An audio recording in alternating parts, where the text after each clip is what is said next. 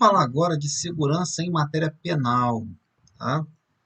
A gente pega lá o artigo 5º, incisos 37 até o 47 e depois o 75. Tá? Vamos pensar o seguinte: nós temos o chamado princípio do juiz natural. O princípio do juiz natural diz que a pessoa só poderá ser julgada pela autoridade competente. E conexo a isso tem a proibição de juiz ou tribunal de exceção. Como é que eu defino um juiz competente? O princípio do juiz natural. Eu tenho que definir quem vai ser o juiz que vai julgar uma determinada causa ah, previamente. Uma determinada ação ela é ajuizada no fórum, tá? Eu já tenho os juízes lá determinados. A ação ela vai ser distribuída, existe, na verdade, uma competência em razão da matéria. Vocês vão ver isso quando vocês estudarem competência em processo, que existe competência em razão do lugar, certo? Por exemplo, quem vai julgar o crime é o juiz, vai ser na comarca, vai ser o foro onde aconteceu o crime, certo? Ah, mas aí, por exemplo, eu tenho vários juízes naquela comarca. Mas aí houve na distribuição do Poder Judiciário, você tem lá um juiz na vara civil, outro na vara criminal. Aí eu tenho várias varas criminais que aquilo é dividido por matéria, por exemplo. Você tem uma vara de violência doméstica, você tem juizado especial criminal, você tem uma vara de competência para tribunal do júri, para crimes dolosos contra a vida. Você pode ter uma vara especializada em tóxicos, em drogas, né? E você pode ter uma vara residual. Isso quando tem várias varas naquele fórum. Tá? Então, dependendo da matéria, o processo vai ser distribuído. Eu não vou dar entrada num processo e aí depois eu vou designar um juiz para julgar o caso do fulano de tal. Não é isso. Tá? Se isso ocorrer, ocorre uma violação do princípio do juiz natural. Na verdade, eu já tenho o juiz lá fixado, e aí vai se distribuir a matéria, vai cair para aquele juiz. Tá? Aí, meu amigo, é questão de.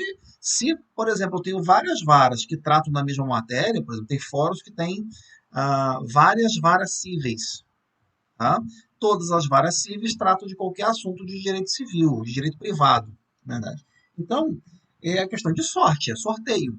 Então, vai ter lá um sorteio eletrônico, ou aquela coisa distribuída à mão mesmo, mas é aleatório. Tá? Pode cair para qualquer juiz. Mas aí eu estou respeitando o princípio do juiz natural. O juiz já está designado para aquela comarca. Então, vai julgar aquela causa. Né? É para que não exista aquela coisa. Ó, o juiz fulano de tal vai julgar aquela causa. É isso que não pode. Certo? Ah, e aí existe a garantia do julgamento pelo tribunal do júri. Isso está lá no inciso 38 da Constituição. O tribunal do júri é aquele tribunal que julga os crimes dolosos contra a vida. Existem exceções para pessoas que não vão ser julgadas pelo tribunal do júri no caso de prática de crimes dolosos contra a vida? Existem exceções. Quais delas? No caso do prefeito. O prefeito, a Constituição fala que quem vai julgar é o Tribunal de Justiça, tá? Artigo 29, inciso 10 da Constituição. Tá? E ah, o juiz, se ele cometer um crime desse, um crime doloso contra a vida, ou o promotor, né, pensa o seguinte: eles vão ser julgados no Tribunal de Justiça.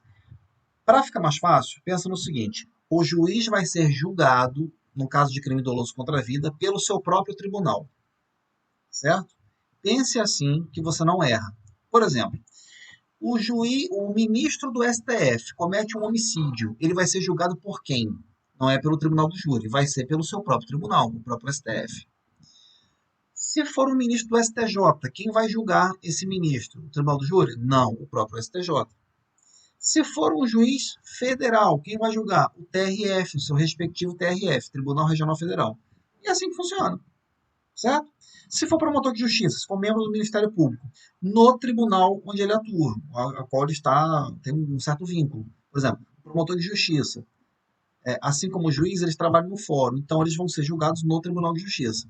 Se for Ministério Público Federal, no Tribunal Federal. E assim sucessivamente. Certo? Então, sigamos adiante. Ainda em segurança em matéria penal, existem algumas garantias criminais preventivas. Né? A gente tem lá o princípio da anterioridade da lei penal, que está no inciso 39 do artigo 5º. O que é isso? Não há crime sem lei anterior que defina, não há pena sem prévia combinação legal. Isso quer dizer o quê? Olha, para ser crime, eu tenho uma lei que define o crime e depois disso é que o fato é criminoso. Eu não posso praticar um ato hoje, aí vem uma lei agora, e aí vem o outro inciso, que é o inciso 40, que é o inciso seguinte, que fala da garantia da não retroatividade da lei penal. Né? A lei penal ela não retroage, salvo para beneficiar o réu. Cuidado com isso. Tá? Por exemplo, eu posso ter uma. Isso já aconteceu por um equívoco. Por exemplo, o que é considerado droga? Não é uma lei penal que vai dizer que a substância X é droga. Tá? Na verdade, a gente tem uma norma penal em branco para definir o que é droga. E aí, quem define quais são as substâncias que são droga é uma portaria do Ministério da Saúde. Uma portaria do Ministério da Saúde define quais são as substâncias psicotrópicas, quais são as substâncias que são consideradas drogas ilícitas. E o que aconteceu? Houve uma alteração no passado, houve uma alteração nessa portaria e retirou da lista, sei lá, por um equívoco, ou alguém fez por querer isso, sabe lá, né? E retirou aquela substância do lança-perfumes. Tá? Ah, acho que uns dias depois identificaram isso e aí publicaram uma nova portaria incluindo aquilo ali. Só que o que acontece? Todas as pessoas que foram condenadas, quer dizer, elas já tinham usado lança-perfumes ou comercializado lança-perfumes e foram presas por conta disso, talvez até condenadas, certo? E aí, por haver essa alteração na portaria, tá? ah, o que aconteceu? Ah, lança-perfume, pelo menos por um momento, deixou de ser uma substância ilegal. Deixou de ser uma substância ilícita. Ora, se eu fui condenado ou se eu fui preso por uma substância que não é mais ilícita, eu tenho que ser solto e o processo tem que acabar. Certo? Aí todo mundo que foi preso por conta dessa substância, que deixou de ser ilícita, por conta dessa portaria que foi alterada, teve que ser solto. Certo? Então, aconteceu isso. Aí depois, na verdade, quando teve uma nova portaria, quem for pego com essa substância a partir da nova portaria, aí pode ser processado e julgado, certo? Isso não. A gente tem a garantia da legalidade, da comunicabilidade da prisão, tá? Isso está no inciso 62 da Constituição, tá? O inciso 62 da Constituição, vamos lá dar uma olhada para ele. 62 vai falar o seguinte: a prisão de qualquer pessoa e o local onde se encontre serão comunicados imediatamente ao juiz competente e à família do preso ou à pessoa por ele indicada. Tá? A comunicação ela tem que ser imediata, certo? Não pode ficar esperando, não. O cara foi preso, a autoridade policial tem que comunicar o fórum, certo? Tem que comunicar a vara criminal lá para o juiz tomar conhecimento, certo? E existe hoje ah, aquela audiência de custódia, né? Audiência de custódia, que se fala bastante aí, e vocês vão ver isso em processo penal, tá certo? Exatamente para garantir isso aí, para viabilizar isso. E aí, se não for comunicada, a prisão vai ser ilegal e ela terá que ser relaxada. Tá? Vocês vão ver isso lá em processo penal, que se a prisão for ilegal, ela vai ser relaxada, não precisa entrar com habeas corpus. Tá? Uma petição simples, falar, seu juiz, a prisão é ilegal, portanto, o preso deve ser solto. Bom, ah, garantias relativas à aplicação da pena, nós temos aí a individualização da pena, isso quer dizer que a pessoa, ela Eu tenho que identificar qual foi a prática daquela pessoa e para que ela não seja condenada por algo além daquilo que ela praticou, certo? Inciso 46. 46. Vamos ver o que ele fala. 46. A lei regulará a individualização da pena e adotará, entre outras, as seguintes: privação e restrição da liberdade, perda de bens, multa, prestação de serviços, prestação social alternativa, a suspensão ou interdição de direitos, certo? Personalização da pena, proibição de prisão civil por dívida, tá? E aí a gente tem que ter o cuidado que a única prisão civil por dívida que a gente pode ter é a do quem não paga pensão alimentícia, tá? Embora a Constituição fale do depositário infiel, tomem cuidado, porque o Pacto de São José da Costa Rica, ele fala que a única possibilidade de prisão civil, quer dizer, eu vou prender alguém não porque ele praticou um crime, por isso que é chamado de prisão civil e não prisão penal, certo? Então, a ideia de prisão civil é que o cara que não praticou o crime, mas ele é preso. Qual é a única hipótese que a gente pode hoje, no Brasil? O cara que não paga pensão alimentícia. Esse cara que não paga pensão alimentícia tinha que morrer, né? Na verdade. Mas ele é preso com o objetivo de amolecer o seu coração, tá? Para que ele possa, né, sustentar o seu filho. Olha que graça, né? Bom, é proibida a extradição de brasileiros, isso está lá no inciso 51, e nós temos a proibição de determinadas penas que estão lá no inciso 47, do artigo 5º. Então, a gente não pode pena de morte, salvo no caso de guerra declarada. A gente não pode a prisão perpétua, a gente não pode prisão de trabalhos forçados, né? Uma pena de trabalhos forçados, pena de banimento e penas cruéis. Tá? A gente não pode ter esse tipo de pena. Certo? Então, vamos adiante. Tá? Só observar que a prisão por dívida, certo? A gente tem aqui o recurso extraordinário 466.343. E aí foi criada a súmula vinculante número 25, dizendo o seguinte: é ilícita a prisão civil do depositário infiel, qualquer que seja a modalidade do depósito. O que é esse depositário infiel? Depositário infiel é aquela pessoa que, por exemplo, ela se compromete com o juiz de ficar guardando um determinado bem até o final do processo. Quando o juiz pedir esse bem, ele tem que devolver esse processo ao fórum, esse bem ao fórum, para o juiz fazer o que tem que ser feito com aquele bem. Por exemplo, eu estou discutindo a propriedade de um carro. Enquanto não se finaliza o processo, olha, o carro vai ficar com você, certo? E aí, se esse cara, quando o juiz pede bem, e aí esse cara não aparece com o bem, fala, não sei onde é que está. Aí o juiz prendia esse camarada para ele se lembrar de onde o bem estava. E aí, quando ele era preso, de repente ele, lembrei onde é que está esse bem. E aí ele devolvia o bem. Tá? Então há uma previsão legal para isso.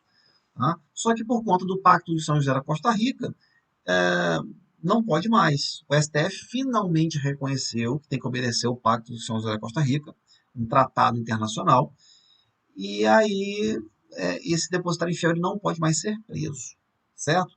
Com relação à extradição, ah, quem é que não pode ser extraditado nunca?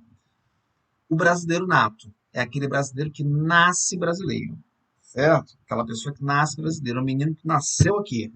O filho de pais brasileiros nasceram no exterior e tem situações lá que a gente vai ver que ele é considerado brasileiro nato, certo? Agora, existe o brasileiro naturalizado. Naturalizado. Se for a hipótese de crime comum, tá? E se o crime for cometido antes da naturalização, é possível a extradição, certo? Está no inciso 51. E no caso, e no naturalizado, por Tráfico de drogas. Crime de tráfico de drogas não importa quando que foi praticado, se antes da naturalização ou depois. Ele vai ser extraditado. Tá? No caso brasileiro, naturalizado. Naturalizado é quem? Aquele que nasceu estrangeiro, e aí ele veio morar no Brasil e, dentro das hipóteses, tá, ele conseguiu se tornar brasileiro. Certo? O estrangeiro, ele pode ser naturalizado? Ele pode ser extraditado? Sim, pode ser extraditado. Agora, em todos os casos, o que a gente tem que observar? A gente tem que observar que a extradição ela vai ocorrer sempre que o crime ele tiver uma dupla incriminação. Tá? Ele tem que ser crime no lugar de origem, onde o ato foi praticado, e tem que ser crime no Brasil. Certo? O que a gente tem que lembrar? Tá? O que é a extradição em si? Né? Acabou que eu esqueci de falar. A extradição é a saída compulsória de alguém do território nacional, tá? Para ele retornar ao país onde tem uma persecução penal, tem uma pena para ele, ou está sendo processado por um crime. Certo? Então, o estrangeiro ele está no Brasil, foragido, ele é. Aquele caso lá do Cesare Battisti. Ele é italiano, e ele estava no Brasil, foragido. A justiça italiana estava procurando, mas ele estava no Brasil. Certo?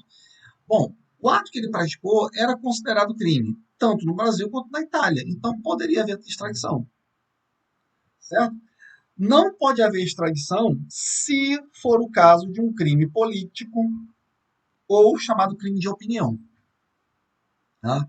Aquele cara que é um ativista político e tal, então ele está sendo perseguido pelo seu país de origem. Tá? Aí, esse camarada, ele não pode ser preso. Ele não pode ser extraditado. Tá? E a extradição, como é que ela é feita? A extradição, ela tem todo um procedimento. Tá? Esses dias, passou numa novela, né, na televisão, um caso que apareceu lá um delegado de um outro país para prender um camarada, alguém trouxe o camarada para prender alguém e levar embora, já ia levar embora. Não é assim, tá?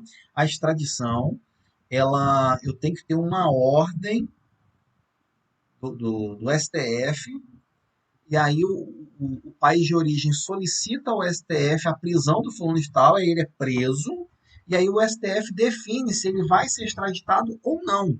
Sendo extraditado, ele fica por um tempo à disposição da autoridade estrangeira e a autoridade estrangeira vai levar embora. É simples assim, tá?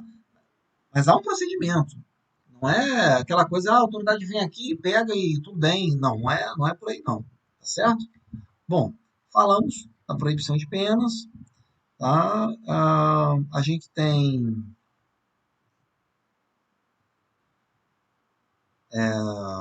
garantias processuais penais. A gente tem, por exemplo, a instrução penal contraditória, quer dizer, eu tenho, na verdade, que estabelecer o contraditório. ah, Ali, vamos dar uma olhada. Inciso 55 da Constituição. 55. Aos litigantes, no processo judicial e administrativo e aos acusados em geral, são assegurados o contraditório e a ampla defesa, com os meios e recursos a ela inerentes. Tá? Então, eu não posso ter num processo judicial, de qualquer forma, até o administrativo, o judicial, né, civil ou penal, eu tenho, na verdade, que ter a possibilidade do contraditório. Tá? Eu tenho que ter a possibilidade de produzir provas, contraprovas, certo? Durante o processo. Aí eu tenho a garantia do devido processo legal. E eu tenho a garantia da ação privada, certo? Inciso 59. Será admitida a ação privada nos crimes de ação pública, se esta não for intentada no prazo legal. Então, a ação penal, vocês vão ver lá em penal, a ação penal, ela pode ser pública ou privada. A ação penal pública é aquela que é ajuizada, que é o titular da ação, é o Ministério Público, promotor de justiça. E só ele pode entrar com essa ação. E a gente tem a ação penal privada. A ação penal privada é aquela em que o ofendido, a vítima, ela ajuiza a ação por meio de uma peça processual chamada queixa. Cuidado, que a gente sempre ouve, eu vou prestar queixa na polícia. Aquilo não é queixa. Aquilo lá é uma chamada notícia crimes, certo? Boletim de ocorrência, notícia crimes. A queixa é uma peça processual que dá início à ação penal. É a petição inicial de uma ação penal privada, certo? Agora, a Constituição diz o seguinte, que quando a ação penal pública não for ajuizada no prazo de lei, a lei fixa um prazo para eu ter ação penal pública, para o Ministério Público ajuizar, ou né, o interessado, que é a vítima, ele pode ajuizar ação, ação penal. Não são todos os casos, né? Mas existem situações que eu vou ter ali o particular prestando ajuizando uma queixa para iniciar a ação penal pública. Tá? É possível. Garantida a presunção de inocência, né? Todos são inocentes até que se prove o contrário, certo?